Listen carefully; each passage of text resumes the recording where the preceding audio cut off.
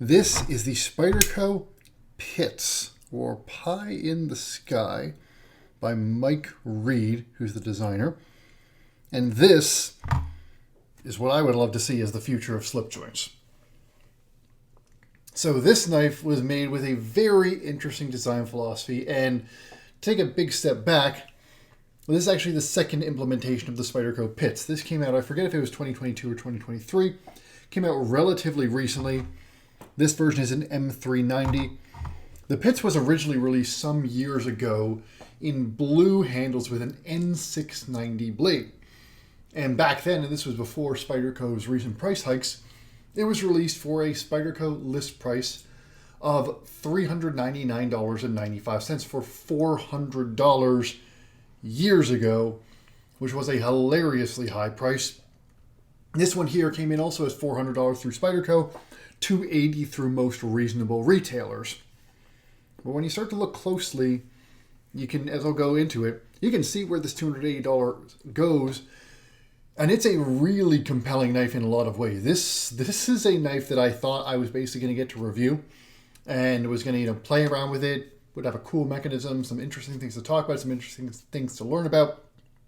But I have been really, really impressed by this knife, and this might be a keeper for me.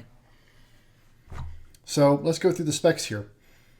Actually, let me talk again, finish that design philosophy. So this was made by Mike Reed, who was known as Pie in the Sky on, I believe it was Spyderco forums. That was his username. And he made this knife to deal with UK knife laws. And UK knife laws, like the Spyderco UK pen knife, basically make it so that if a knife is either more than 3 inches or has a lock, it is pretty much illegal to carry. So this knife has a 2.97 inch blade, just under 3 inches, and is actually a slip joint. There's no lock here. Instead, this is basically your back spring. And when I close this here, let me do it this way, you'll see the spring puffs up and then settles back down. And when I open it, and by the way, this is a one-handed opening slip joint. You can use this spidey hole and open it and then wash this spring here. It pops out and then snaps into place. This is your slip joint back spring integrated directly into what is a full titanium handle. Whole thing is titanium. Blade is M390, 125 thousandths thick. By the way, this one came to me as a second. I have no idea why this is a second. As I'll mention, there is nothing that I can see that is wrong with this knife. And this version, even this M390 version, is currently discontinued. A quick look, I didn't see any retailers that still had it, though they turn up every once in a while in the secondary for much less than the list price of $280. So this was listed at $280. I got this for something in the mid-hundreds, and that's probably what you would pay these days for a PITS on the secondary market. So this is not, when you consider this is a full titanium knife made in Maniago. That's the wrong side. Made in Maniago. With a very, at least for Spyderco, a very unique design. And honestly, the entire design here of having an integrated slip joint mechanism into a full titanium handle is just cool. I can see why this is $280, especially coming out of Italy. So with that out of the way, let's get into parts of what make this knife so compelling. Start with the blade, as we always do. 2.97 inches. Basically a upward tilted version of Spyderco's typical leaf shape. If you look here, if you sort of were to take the tip of this PM2 and kick it up further, and honestly, there's what looks like a tiny bit of a recurve down here at the base. But if you really just took this tip and moved it up, it's a little bit like the swish buoy in its blade shape, but you get some of the benefits of the Spyderco leaf-shaped blade.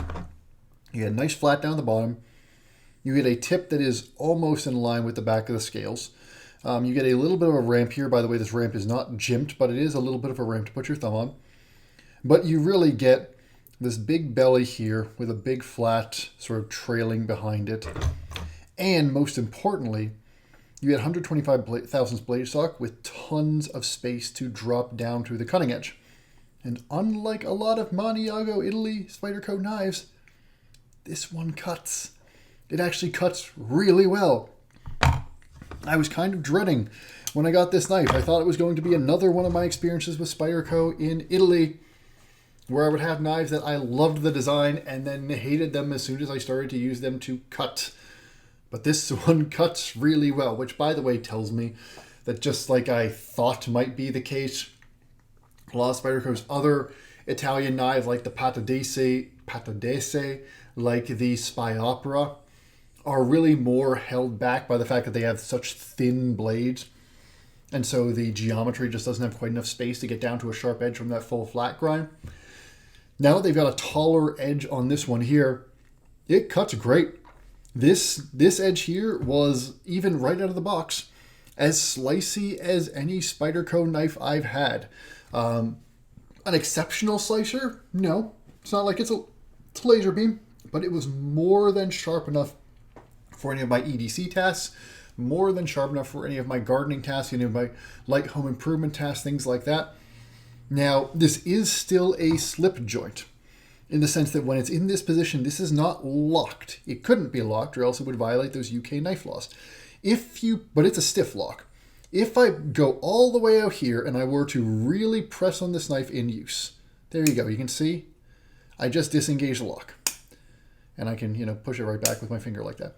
If I really am trying to, I can disengage that slip joint while I am using it. But honestly, if my finger is back here, actually it's a little easier than I thought. But I can get it to disengage, but I am pushing really hard with my thumb right on the spine of that blade, meaning I'm pushing in a way I would never push while I'm using it. If you're actually using this knife and you're pushing it through stuff, most of your weight, most of your grip is on this handle. If you're pushing, you're really pushing with your palm and using this thumb here to keep control of the blade.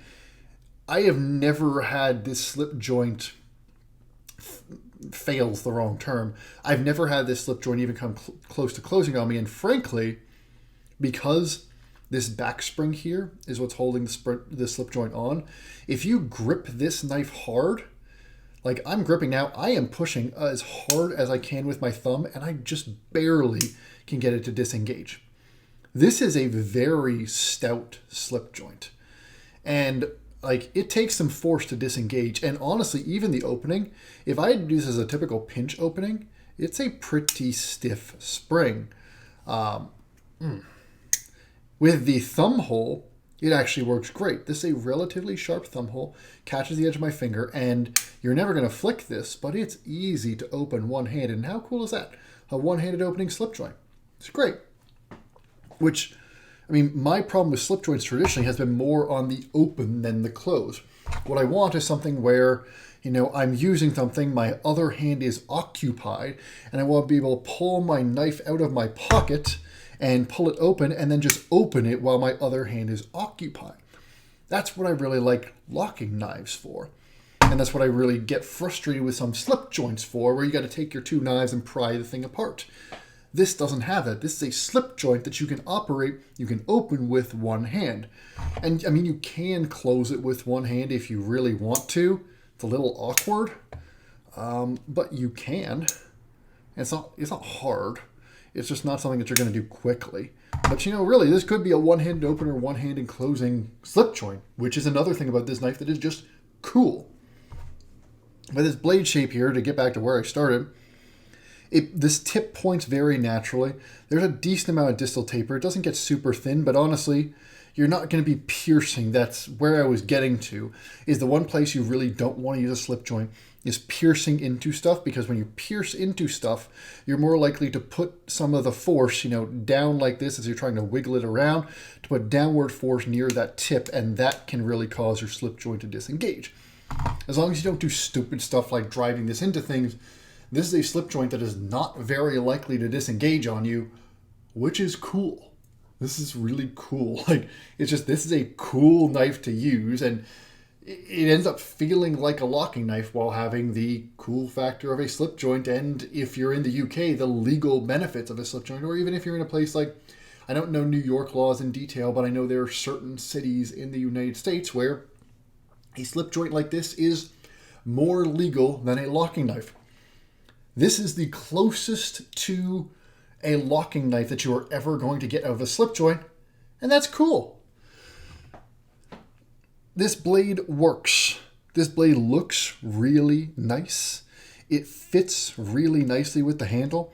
The stone wash they chose here, which is sort of their flatter stone wash, looks fantastic with this stone wash titanium handle.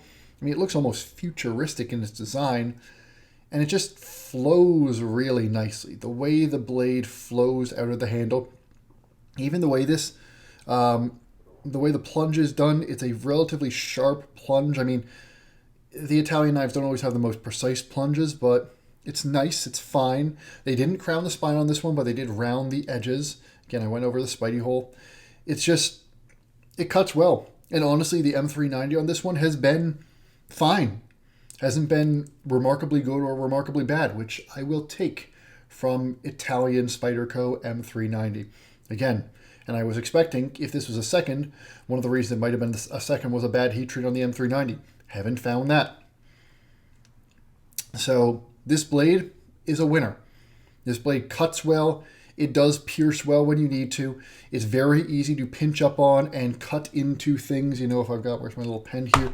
If I want to cut into a package, easy to get that tip down and drag it through. Easy to get that belly down, drag it through. Really great as a garden knife. You can see how naturally I can grip up on this knife, get my finger up on the tip, pinch the blade, and, you know, get through, get between plant material, stuff like that. Or just, you know, if you're holding something, if you're holding a box and want to cut through it, if you're working in some sort of home improvement task and you want to cut through something that's up here, not down on a table, it just works well. The tip pierces and points naturally. It's a solid blade shape, and it's got enough space to drop down to a keen cutting edge. But this handle is the part that's really cool. I think we've already probably talked enough about this really cool and interesting slip joint mechanism. I don't know whether it's unique. I have to assume it's not unique to this knife. It feels like such a relatively simple design that I can't believe that it hasn't been used plenty of times before that I'm just not aware of, but it sure does work well, especially in this implementation. And putting it on this full titanium handle and making it fully integral is awesome. This whole handle is 2 pieces of titanium. That's it.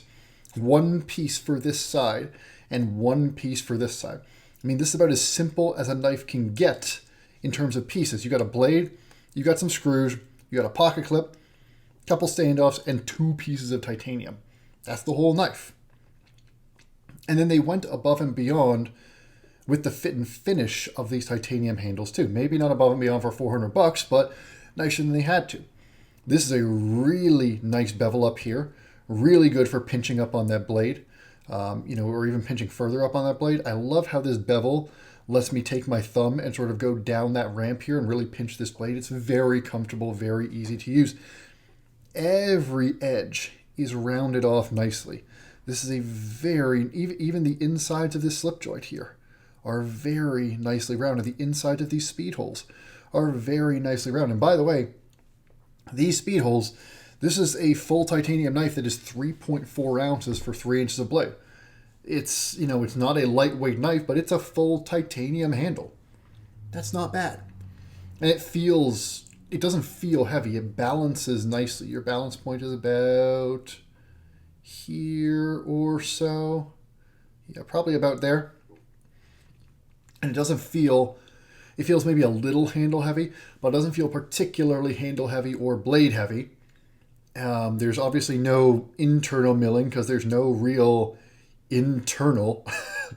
But the coolest thing about these scales from a practical perspective, by the way, this is also a fully ambidextrous knife because your spring isn't entirely on the back. The Spidey hole has equal access from both sides, and your pocket clip can go on both sides. So this is a completely ambidextrous knife. But the coolest thing about the knife, practically, is when you look this way. If I take out my PM2, Look how much thinner the Pits is than the PM2. The PM2 is almost a full scale thicker than the Pits, because this knife is basically, if you took a typical Spyderco, took off the scales and just made a knife out of the liners, and then made those liners super, super nice, that's the Pits. And so you get a knife that is way thinner than most other Spydercos, especially Spydercos of thinner size. The only knives that you're going to get from Spyderco that are this thin, let me check my Kapara here. Yeah, the Kapara, which is a pretty thin knife, gets about as thin. So there are a couple out of Tai Chung that might get about as thin. And stuff like your Chaparral and things like that might get a little bit thinner. But for a full-size knife, this is thin.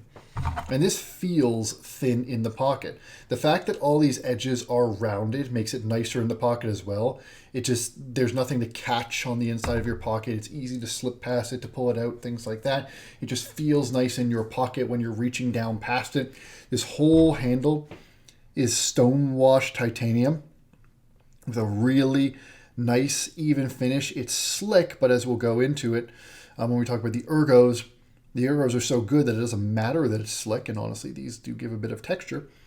It's very, very nice in the pocket because it's so thin, it's so smooth, it's not heavy.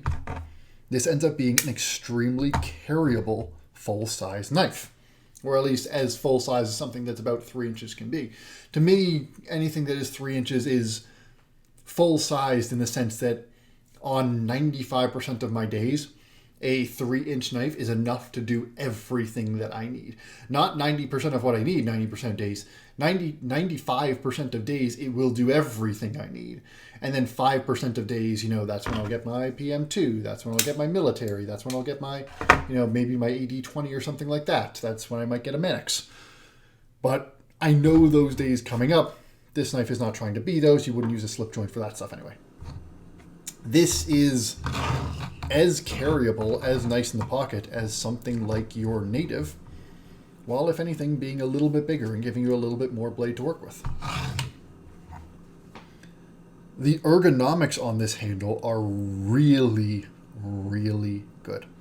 One knife that it felt very similar in the hand to, one second here, is if I get my Caribbean. And you can see the similarities in the handle design. You both have this big swell in the middle, a swell in the back. All the curves are more subtle in the Pits than in the Caribbean. But this design that basically gives you a big, gently contoured space for your fingers with hooks at either end and a gradually swooping back that fits into your palm. As I mentioned in my Caribbean review, leads to a masterful ergonomic experience for the Caribbean and leads to a really nice experience with the Pits here too. Your first two fingers will fit nicely into this big front shoulder here. And by the way, I mentioned this in one of my shorts. So this little kick that's sticking out the back here when it's closed, not a flipper tap, not even close. You open it up, it's to make this choil here. If they were to chop that off, this front choil would not really be deep enough for me to feel secure putting my finger there. But with that blade sticking out, these front two fingers are plenty secure right there. They are not going to move. They are going to stay in place while having plenty of space for my back two fingers over that belly there. And then it hooks down the back, which keeps my whole hand on this handle. I've got a point here and a point here, keeping my hand anchored right in the middle there. Then this big, nice swooping back here fits nicely right in the middle of my palm, and it just fits well in the hand. This knife feels great in the hand, and because it's got those relatively secure ergonomics, the fact that everything is contoured and stonewash, it feels like a river rock that is molded to your hand, in the sense that the actual edges, the actual surface has that pleasant river rocky feel. It's just easy. There's nothing sharp. There's nothing abrasive. There's nothing that catches. It's just nice but then it's got enough ergonomic lines to keep your hand there, even under harder use.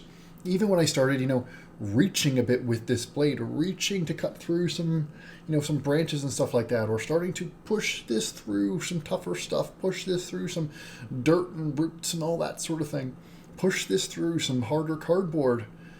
This front choil in particular is steep enough, and this little belly here is significant enough that it keeps my hand in place.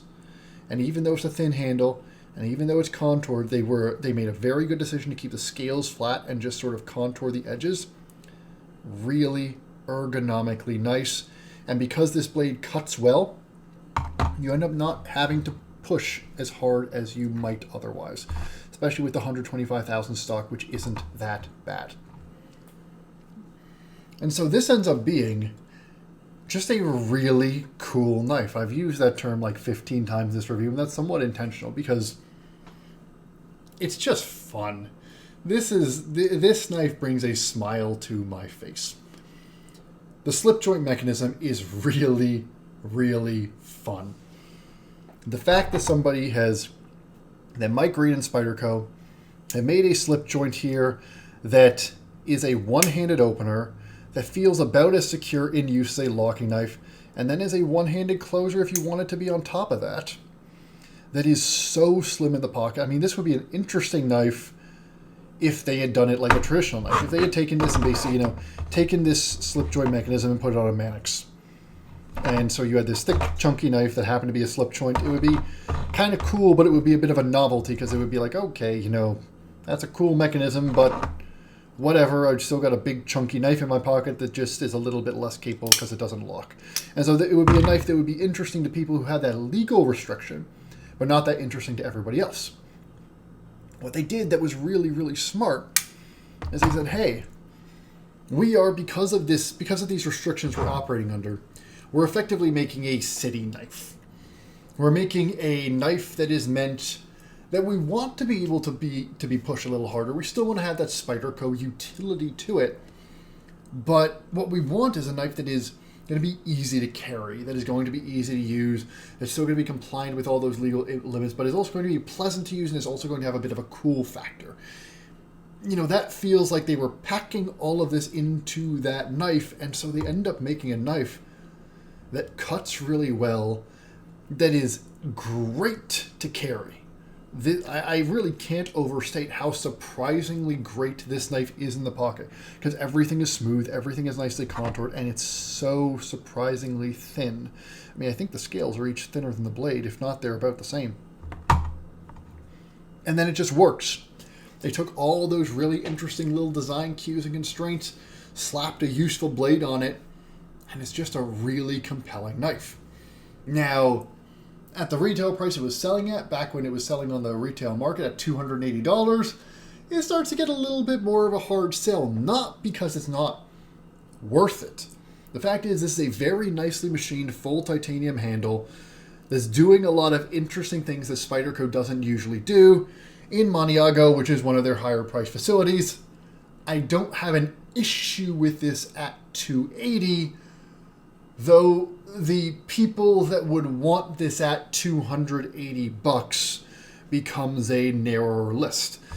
Let me put it this way: even though this is a really cool carry and it's fun to look at and it's fun to use and works well and all that sort of stuff, do I like this $100 more than a native in a super steel? No. Do I like this so much more than the Capara that I'm willing to pay a premium over it? Not really. I do think the initial MSRP on this was a little challenging. But the fact is, if you're watching this in 2024, that's not relevant because you're buying it off the secondary market anyway. And on the secondary market, these aren't anywhere near $280. Again, I can understand why it's $280. I'm not saying that Spyderco should have priced this lower. The design and fit and finish they put into this, and by the way, just like on the fit and finish front, the screws are all really nicely flush, giant screw heads. They capped these off nicely. It's just good. This handle is really, really well done. Especially, I love the way they rounded off the interior corners of these speed holes. And it's a really cool handle design. It's a handle for a $280 knife. It's a bit of a harder sell to sell all this cool factor for $280 for people. It's a collector's knife at that price point. At $200, this is a great $200 knife, even if you don't need a slip joint. And that's really where I want to end with this review. That's where I want to conclude. I came into the Spyderco PITS thinking this was going to be a novelty. For somebody like me, I don't live in an area where I need to use a slip joint. And I thought it would be a novelty knife. It would be cool to see. It would be cool to experience this slip joint mechanism. It would be cool to see this handle design. And then I'd try it, and it would be fun, and I would learn some things, and then I would pass it on. But this is just straight up a compelling EDC knife. This is great to carry, great to use, and it's got more interesting things going on about it than most of the other knives in your collection. And the fact is, if you can get one of these around that $200 price point, it is a more interesting knife that happens to also be really, really good as a user than most of the other things you're going to spend $200 on in the market today.